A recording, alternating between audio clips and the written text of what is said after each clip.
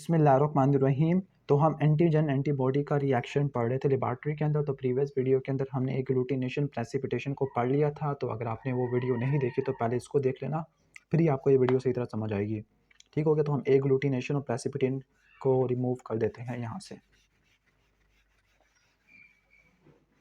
Okay, I think इसका reflection पड़ रहा है तो उसका रिफ्लेक्शन को रिमूव कर देते हैं या इसके रिफ्लेक्शन को ऑन ही कर देते हैं। ठीक हो गया। तो हम पढ़ने वाले हैं रेडियो अम्यूनो एसे। रेडियो अम्यूनो एसे और रेडियो अम्यूनो एसे से ही निकलेगा एंजाइम लिंक्ड इम्यूनोसॉर्बेंट एसे। अब ये वाली चीज़ और ये वाली चीज़ आप पहले पढ़ चुके हो बायोकेमिस्ट्री के अंदर, तो मैं ब्रीफ सा ओवरव्यू दूंगा। अब जो रेडियो अम्यूनो एसे उन एंटीजन के लिए, उन हेप्टेन के लिए परफॉर्म किया जाता है जिनके साथ आप कोई ना कोई रेडियो एक्टिव एलिमेंट अटैच कर सकते हो। जिस तरह एक रेडियो एक्टिव एलिमेंट है, उसका नाम है आयोडीन 131। तो हम इसको यहाँ पे लिख लेते हैं आयोडीन 131। अब ये करते क्या हो, आप करते क्या हो कि एक एंटीजन को जोड़ते हो रेडियो एक्टिव एलिमेंट के साथ और दूसरे को रेडियो एक्टिव एलिमेंट के साथ नहीं जोड़ते। जो एंटीजन रेडियो एक्टिव एलिमेंट के साथ जुड़ा होगा उसको बोलेंगे लेबल्ड, उसको क्या बोलेंगे लेबल्ड। और जो नहीं जुड़ा हुआ होगा उसको बोलेंगे अनलेबल्ड। थोड़ा सा रिफ्लेक्शन हो रहा है तो आपको सही तरह नज़र नहीं आ रहा होगा।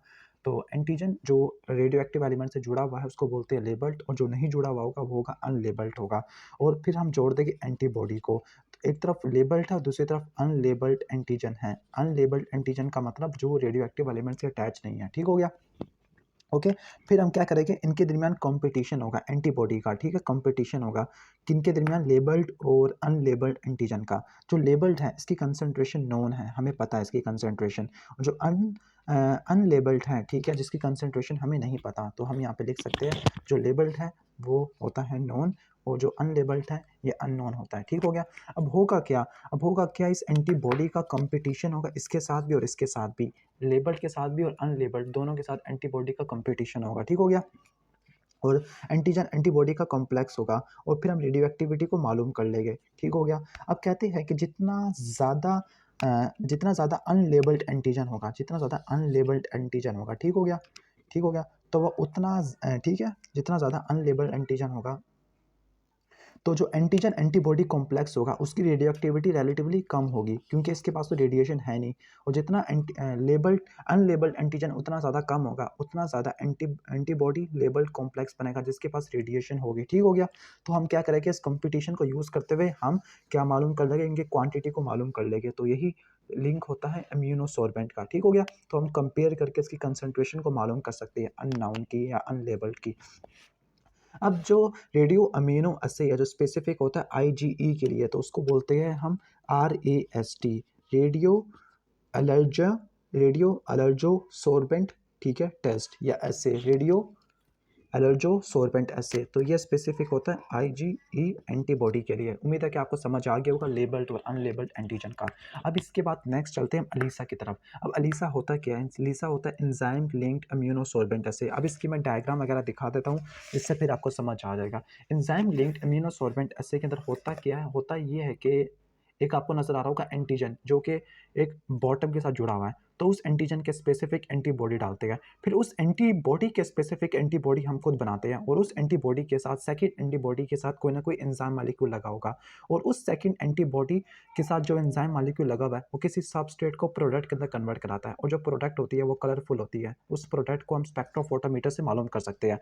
तो जो एंटीबॉडी की कंसंट्रेशन होती है वो किसके डायरेक्टली प्रोपोर्शनल होगी, एंजाइम की एक्टिविटी के डायरेक्टली प्रोपोर्शनल होगी। तो हम एक फार्मूला लिख सकते हैं यहाँ पर कि जो एंटीबॉडी की कंसंट्रेशन है वो किसके डायरेक्टली प्रोपोर्शनल है, एंजाइम एक्टिविटी। और ये वो वाला एंजाइम है जो सेकंड एंटीबॉडी के साथ अटैच हुआ है। कि सपोज सबसे पहले क्या था, एक एंटीजन था, इस एंटीजन के साथ कोई ना कोई एक एंटीबॉडी थी, फर्स्ट एंटीबॉडी का मॉलिक्यूल था, फिर इस फर्स्ट एंटीबॉडी के साथ एक और सेकंड एंटीबॉडी थी और उसके साथ कोई ना कोई एंजाइम था, और ये एंजाइम किसी न किसी सबस्ट्रेट को प्रोडक्ट के अंदर कन्वर्ट कराता था, और उस प्रोडक्ट को आप किसी न किसी स्पेक्ट्रोफोटोमीटर से ऑब्जर्व कर लोगे। ठीक हो गया।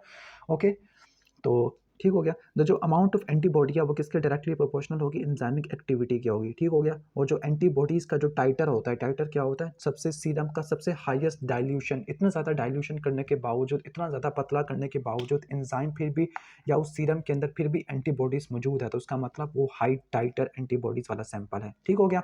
तो ये वाला हम जल्दी जल्दी कर रहे हैं, ये वाला था रेडियो अम्यूनो एसे था और ये वाला अलीसा हो गया। इसके बाद हम कर लेते हैं फ्लोरोसेंट एंटीबॉडी टेस्ट, ठीक है, फ्लोरेसेंस या फ्लोरेसेंट एंटीबॉडी टेस्ट। अब यहाँ पर आप डाई इस्तेमाल करोगे, यहाँ पे आप क्या यूज़ करोगे, डाई इस्तेमाल करोगे, फ्लोरेसेंस होगी, ठीक है, फ्लोरीसेन होगी, ठीक है। तो यहाँ पर रिफ्लेक्शन पड़ रहा था तो मैं यहाँ पे डस्टर रख देता हूँ, आपको थोड़ा सा यह हो जाएगा, नज़र नहीं आएगा। फ्लोरेसेंस होगा, या इसके साथ आप कोई दूसरी डाई इस्तेमाल कर सकते हो, रोडामीन, रोडामीन भी इस्तेमाल कर सकते हो। तो यहाँ पर आप फ्लोरेसेंट डाई इस्तेमाल करते हो। अब होता क्या है, अब ये फ्लोरेसेंट डाई एंटीबॉडी के मालिक्यूल के साथ अटैच होती है। फिर हम क्या करेंगे, इसमें से इस सैंपल को लाइट में से गुजारेंगे, ठीक हो गया, लाइट में से गुजारेंगे। स्पेसिफिकली कहते हैं कि जो फ्लोरेसेंस माइक्रोस्कोप होता है उसमें से लाइट पास करती है, उसमें से करवाते होते हैं। अगर आपको अभी तक समझ नहीं आया तो मैं इसको थोड़ा आसान कर देता हूँ।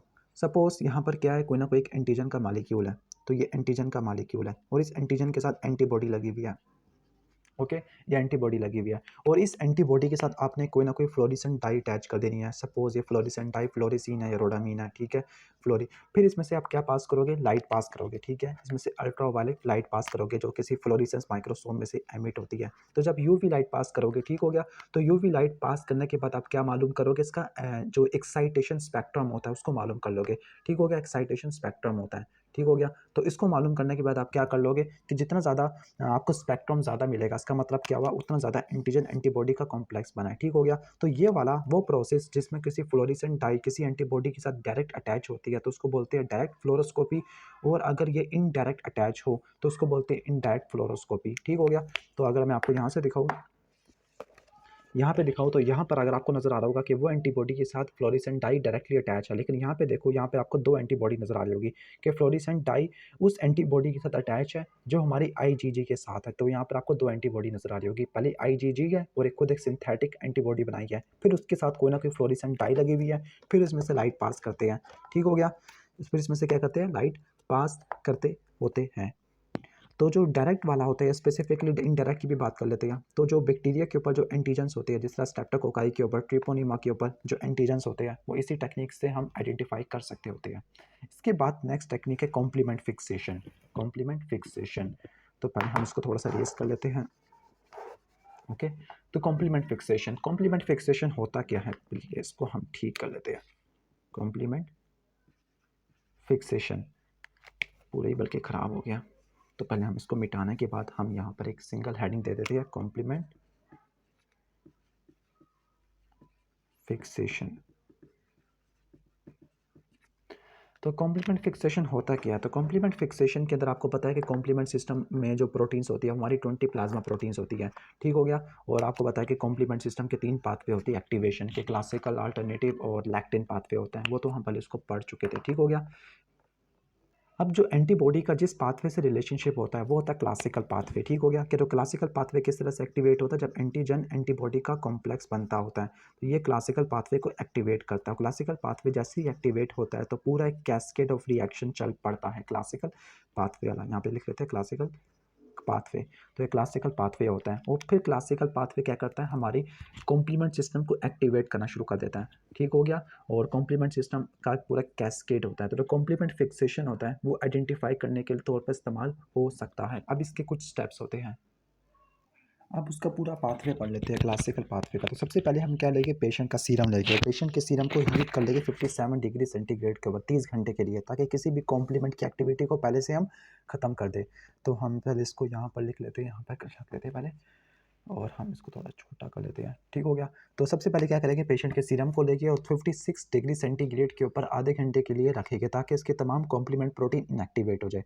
फिर हम क्या करेंगे उसके पास, ठीक है, तो फिर हम कोई या तो एंटीजन हमें पता होगा और फिर एंटीबॉडी को चेक करने के लिए कोई चीज़ें देंगे, ठीक हो गया। तो हमें कोई ना कोई क्वांटिटी नोन होगी, ठीक है, या तो एंटीजन पता होगा एंटीबॉडी पता होगा, तो उसको सीरम के साथ मिक्स्ड करेंगे, ठीक है। या तो एंटीजन होगा या एंटीबॉडी होगी प्लस सीरम, ठीक है, सीरम, और उसके साथ एक क्वांटिटी होगी, एक नॉन क्वांटिटी होगी कॉम्प्लीमेंट की, वो हम बाहर से खुद ऐड करेंगे, ठीक है, बाहर से खुद ऐड करेंगे, ओके। अगर उस सैंपल के अंदर, जो अननोन सैंपल के अंदर एंटीबॉडी है या एंटीजन है, तो एंटीजन एंटीबॉडी का कॉम्प्लेक्स बनेगा, वो कॉम्प्लीमेंट सिस्टम को एक्टिवेट करना शुरू कर देगा और कॉम्प्लीमेंट सिस्टम की फिक्सेशन देखने को मिलेगी, ठीक हो गया।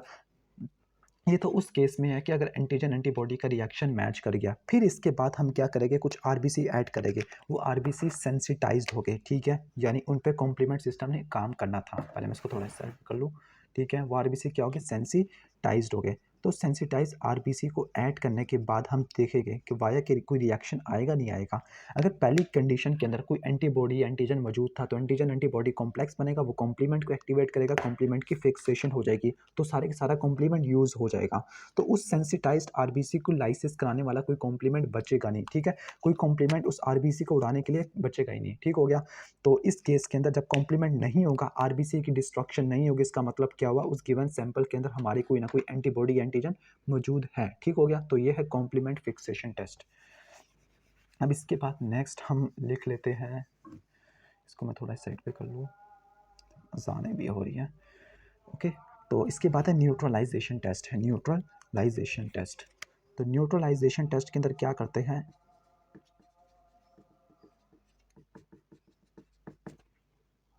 इसका बेसिक कॉन्सेप्ट ये है कि जो एंटीबॉडीज़ होती है किसी भी टॉक्सिन्स को या वायरस को न्यूट्रलाइज कर देती है, न्यूट्रलाइज कर देती है। ठीक हो गया, न्यूट्रलाइज कर देती है टॉक्सिन को या वायरस को।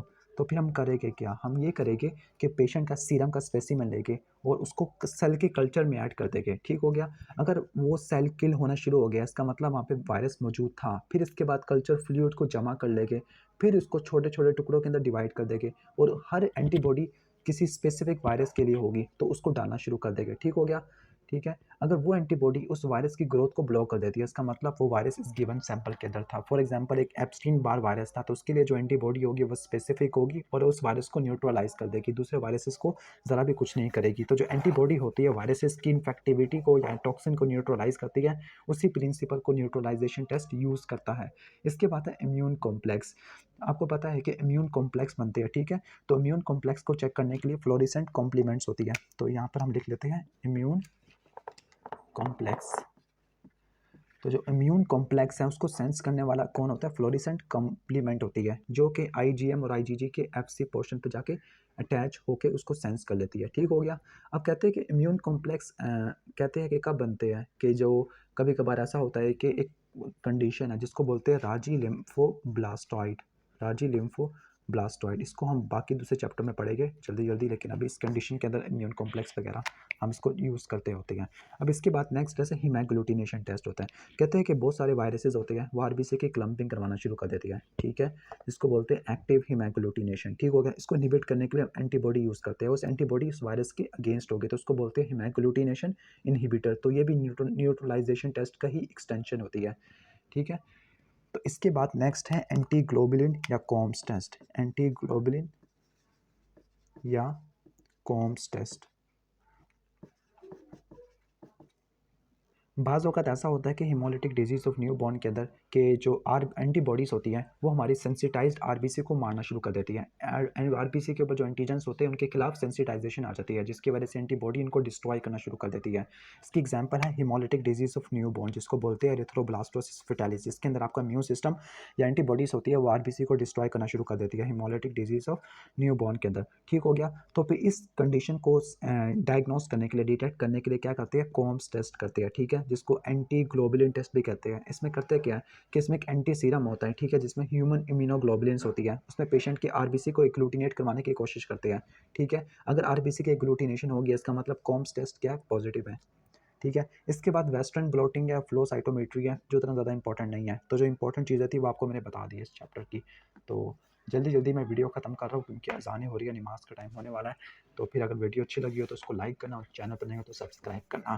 Thanks for watching this video. Allah हाफिज़।